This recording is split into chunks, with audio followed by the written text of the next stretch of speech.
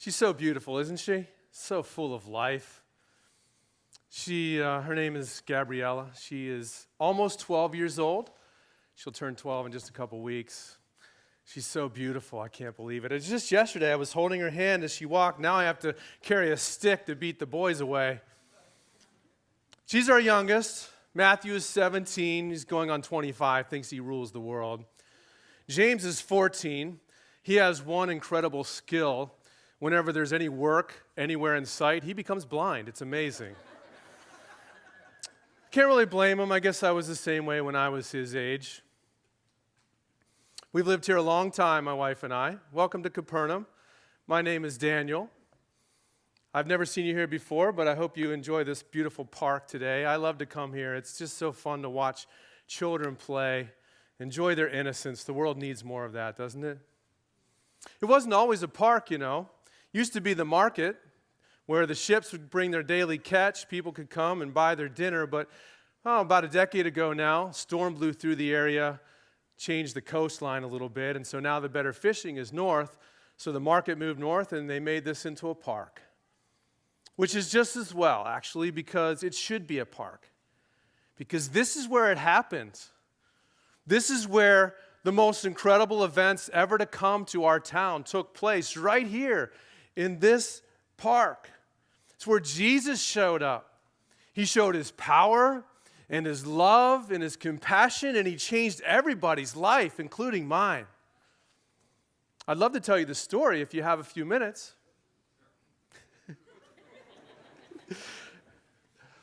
I was a boy. I was about 12 years old. Our town was pretty much the same as it is today. People just struggled to get by. We were occupied by the Romans as we are now.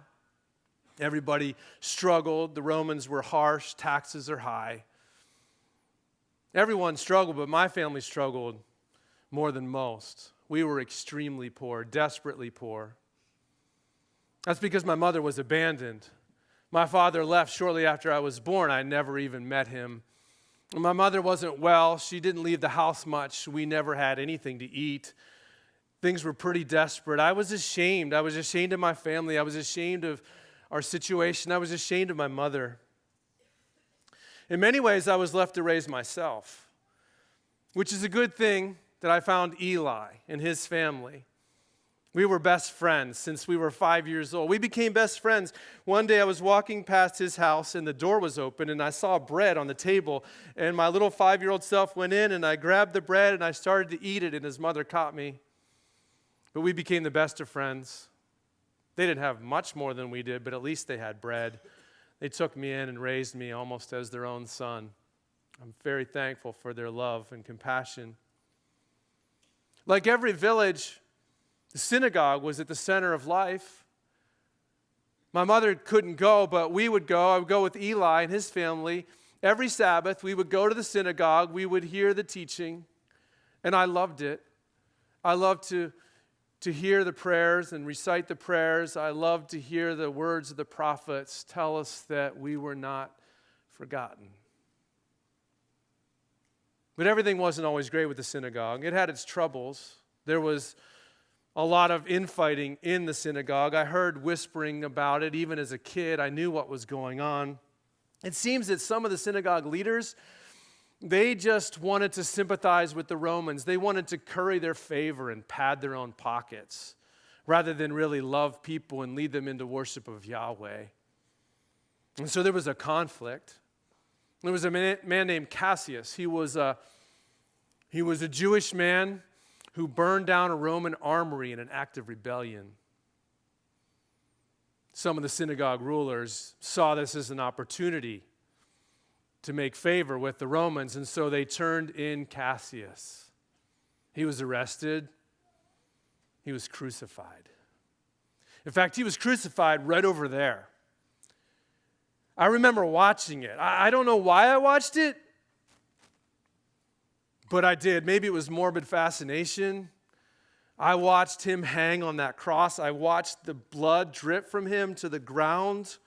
I watched him try to lick his lips because his mouth was so dry. I remember the knowing glances between the Roman soldiers and the synagogue leaders. One of the synagogue leaders, though, he was different than the others. His name was Jairus. Jairus was well loved and respected. He was Jewish through and through, and he would never have turned over a Jewish man to the Roman authorities. And Jairus was loved and respected by all the people. He cared about people. He genuinely cared about God. And even though he was of greater means and important in status, he was often out in the community loving people with his family, his wife, and his daughter, Sarah. We all knew Sarah. Sarah was the same age as us.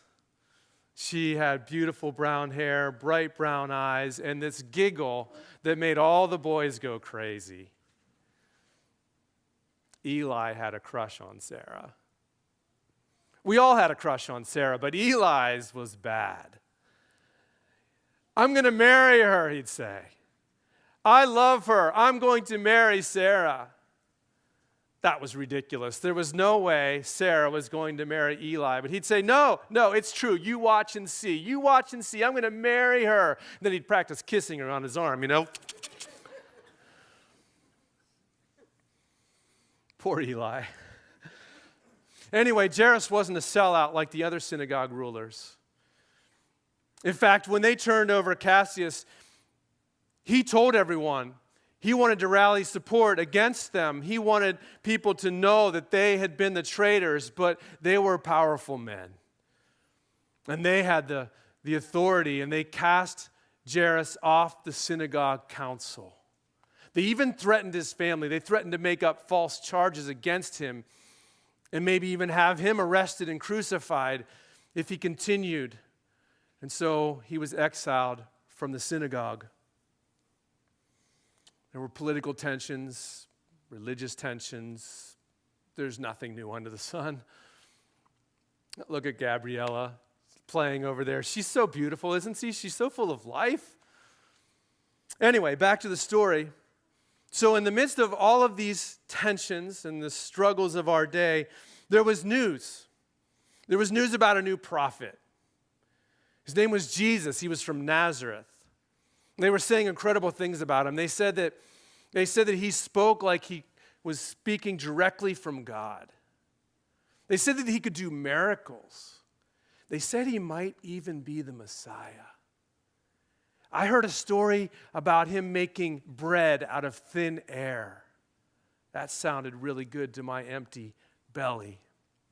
Eli was fascinated by Jesus. He was just captivated by the stories about Jesus. And I can remember him telling me, his voice would get really excited. His eyes would bug out of his head. He said, "Did you hear what happened when he went to Gerasene? This demon-possessed man of incredible strength came out and confronted him right there. And Jesus stared at him like he was 2 years old. And then he said a single word. He said a single word, go. And the demons left the man, and they went into a herd of pigs, and they ran off a cliff, and they drowned themselves." Eli loved to tell stories. He was more excited by the telling than he was by the story itself. I wondered, this sounds incredible. This can't be true. He said, no, it's true. Michael's father was there. Michael's father helped pull the pig carcasses out of the water. It's true. I wondered, could this be true? Could this Jesus be someone special? Could he be what we needed? Could he help our town? Could he help my situation? Years later, curious myself, I went to Gerasene. I found the man. He told me his story. He was in his right mind, and it was just as Eli had said. Sweetheart, you can keep playing. We're having a nice discussion over here. Enjoy yourself. She's beautiful, isn't she? She's so full of life. Anyway, not long after Jairus had been kicked off the council, there was news that Jesus was coming to Capernaum. It spread like wildfire. And then he showed up. I watched from Eli's roof as he walked up the path from the sea. He was surrounded by these men. They were like his bodyguards. I guess they were his disciples. And the crowd started to grow as everybody rushed to go and see him. It was a big deal. We were all anxious to see what he would do. He went to the synagogue. And the crowd, I swear the whole town must have followed him to the synagogue to see what he would say. Eli and I ran there, but we couldn't get through the crowd. We couldn't really see what was happening, but we heard people talking. They came out and they said, "Did you hear what he said? Did you hear what he said? He called the Pharisees snakes and vipers. He said he could speak for God. He said he heard from God." It was the most incredible thing. We've never heard teaching like that with such authority. Jesus here was like throwing dry kindling on an already burning fire, and people were so excited. They knew something was about to happen. But Jairus wasn't there. He wasn't allowed in the synagogue. But they were talking about him. And they were talking about Sarah too, because Sarah had become sick. She had developed an infection. At first, it didn't seem like a big deal. She got a fever, it happens frequently, but then the fever kept getting worse and worse, and people were growing very concerned about Sarah. Eli said to me, "We have to pray for her," and we did. Even though Jairus wasn't welcome in the synagogue, I'm sure some of the prayers for Sarah snuck through. That night, I stopped at home. My mother was asleep. She was still in her clothes, her bedclothes from that morning. It looked like she hadn't really stirred. There was no food in the house. It was dirty and empty. I was ashamed. I was disgusted. I left and I went over to Eli's. We stayed up late into the night whispering about Jesus and worrying about Sarah. The next morning we overslept. By the time we got awake, the sun was high in the sky.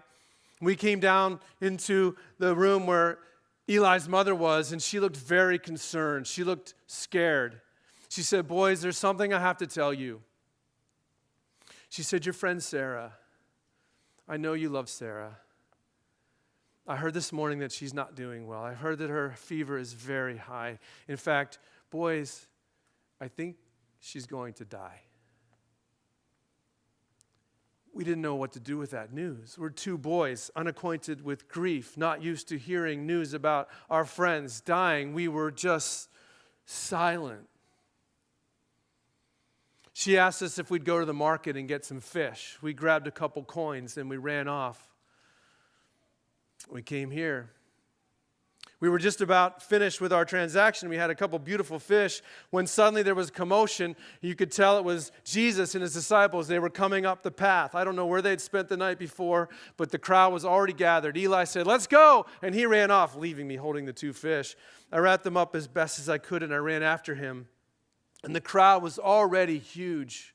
They were pressing against him. It was all kinds of excitement. It seemed like the whole town was there, gathered around him. You could not even really see him. Eli and I were on the edge of the crowd trying to catch a glimpse. And then the crowd parted as someone ran up through it. And it turns out it was Jairus. It was Jairus, and the crowd parted because they respected him. He was a man of honor. He was a man of influence. They loved him. They parted for him, and he ran up to Jesus, but he didn't look like himself. Usually he was handsome. He was wealthy. He was put together. He had everything going for him, but this time he was tired. He was sweating. There were tears in his face. He looked desperate. And without any concern for his status or his position, he fell at Jesus' feet. He fell right there at his feet. He threw his arms around his legs. He said, "Master, help me. Help me, my daughter is dying." The crowd was quiet as they watched. No one had ever seen Jairus so desperate, so much in need. Jesus knelt down with him. He took his face in his hands. He whispered something to him. No one could hear it. And he stood up. He raised Jairus up. I saw Jairus mouth the words, "Thank you." Eli said, "Well, maybe he can heal Sarah." Jesus motioned to his disciples. I think they were going to go to Jairus' house, try to get there and see if Jesus could help the situation. But the crowd was so huge, Jesus couldn't get out of it.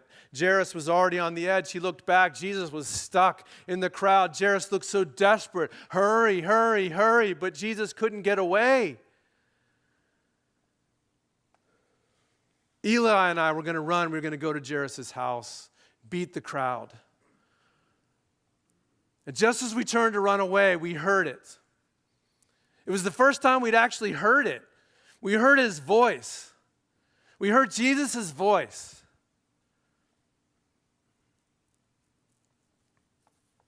Who touched me? Well, there were people gathered around him, a huge crowd pressing against him. It seemed like everybody was touching him, but he said it again, who touched me? One of the disciples came up to him and said, Lord, everybody's touching you. He said, I know that, but someone touched me with intention. I felt power go out of me. The crowd was silent. We waited to see what would happen next. And then it parted again. It parted again, and there on the ground was a woman on her hands and knees, tears in her eyes. I could hear people whispering,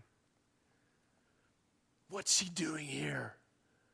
She's disgusting, that bleeding woman. She's unclean. She didn't touch him, did she? The crowd parted. It had parted for Jairus because of his status. It parted for the woman because of fear and disgust. And as it parted, I could see clearly the person on the ground. Eli must have seen my face. He must have seen the shock. Because it was my mother. It was my mother. She was crawling through the dirt like an animal.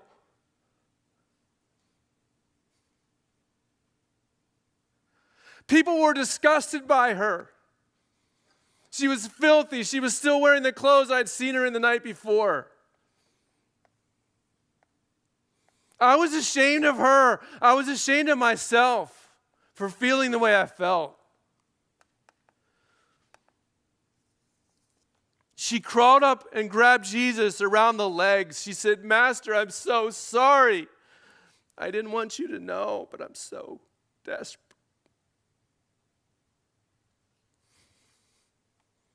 Jesus knelt down with her. Suddenly it all made sense. It all made sense. Why my father had left, why my mother had no money, why we felt such shame. She'd been bleeding since I was born. It was my birth that caused her to bleed, and she'd never stopped, and it had caused her to be an outcast. My father had left. It wasn't her fault. It was mine. I watched as Jesus knelt beside her, and he took her face in his hands, and he whispered to her, and he talked to her, and he stared straight into her soul.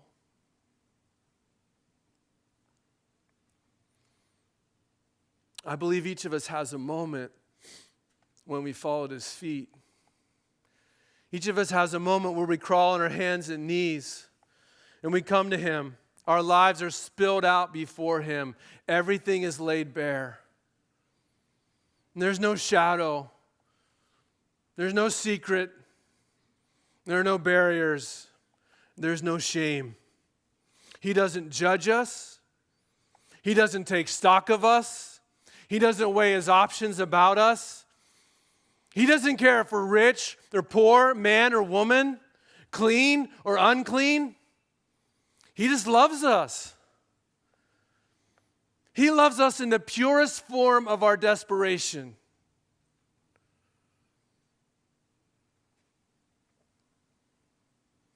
And he looks into our desperation and he lifts our head and he makes us well.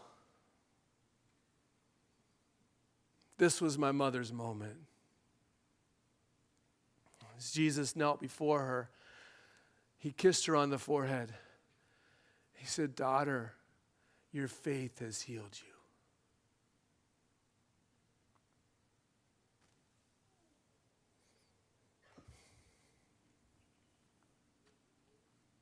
She got up.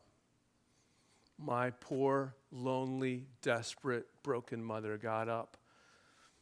Her eyes were bright, and she walked away. She never even knew I was there. There was another commotion. A man came running up to Jairus. He said, "Sir, it's too late. She's dead." Jesus said to him, "Don't be afraid, just believe." And so we ran to Jairus' house, Eli and I. We ran ahead to Jairus' house. We waited for Jesus and Jairus to get there. They finally arrived. The doctor met them at the gate. He gave them this knowing nod. It's too late. She's dead. There were already mourners gathered. They were wailing and weeping. I never realized how awful the sound of death is. Jesus looked at them and he said, "Why are you making so much noise? She's not dead. She's asleep." They looked at him. The doctor looked shocked. The mourners looked offended. "What do you mean she's not dead? She is dead." "She's not dead, but asleep," Jesus said again. He asked Jairus to take him to see her. He grabbed Peter, James, and John, and they all went into the house. Eli and I were there. We couldn't see inside the house. We heard what happened later from Jairus and his family. Inside that house, Sarah was on the bed, and she was dead. Her body was cold, already starting to stiffen. Jairus and his wife were sobbing uncontrollably. Can you imagine what it's like to lose your only daughter? Peter, James, and John were standing there awkwardly. They didn't know what to do with the situation. Jesus knelt by Sarah's bed. He knelt there for quite a while, whispering prayers to his Father. The room was so full of grief and anguish and death with this dead girl lying on the bed. And Jesus stood up. He went to Jairus and his wife. He put his hands on their shoulders. He looked into their faces. He went to his disciples. He did the same. He looked into their faces. Then he went back to the edge of Sarah's bed. And he knelt down and he grabbed her hand. He looked up to heaven. He said, "Talitha cum. Talitha cum. Talitha cum. I say to you, little girl, get up." Her fingers twitched, and her body began to breathe. He raised her up. He grabbed her by the hand. He lifted her off the bed. Her eyes popped open. Her parents exploded with joy. She stood up. Her legs were shaky at first, but soon they grew strong. Jesus looked at her, a big smile on his face. She looked at him. She said, "Who are you?" "I'm hungry. Can I have something to eat?" Eli and I were outside the house. We watched as Peter, James, and John came outside. They walked through us. They're slapping each other on the back. Then Jesus came out, a big smile on his face. The mourners were all shocked. And then Jairus and his wife walked out, Jairus holding Sarah in his arms, sobbing tears of joy uncontrollably because his daughter was alive. I ran home. I found my mother. She was clean. She was well. She had bright hope in her eyes, and our lives were never the same. Well, That was 30 years ago now. And it happened right here. Which is why this should be a park, don't you think? We should remember that. This should be a place we celebrate. And that was the greatest day of my life. But you know what the second greatest day was? It was the day I married Sarah. That's right. I married Sarah. She's as beautiful today as she was then. Eli was my best man. You should have heard his speech at the wedding feast. He just had a field day with it. He said, "Oh, well, he's been stealing things from me his whole life. He stole all of our bread, and now he's stolen my girl." We had Matthew. We had James. We had beautiful little Gabriella. She's the spitting image of her mother. I believe each of us has a moment when we fall at the feet of Jesus. I believe each of us has a moment when we crawl on our hands and knees and our lives are laid bare. Everything is evident. There are no secrets. There's no shame. There are no barriers.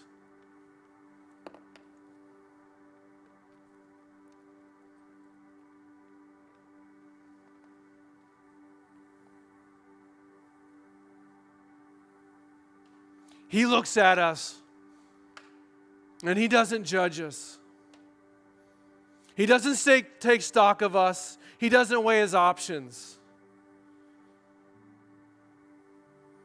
He doesn't care if we're rich or poor. He doesn't care if we're a man or a woman. He doesn't care if we're clean or unclean. He just loves us. He loves us in the purest form of our desperation. And then he looks into our desperation. He takes our head and lifts it and makes us well.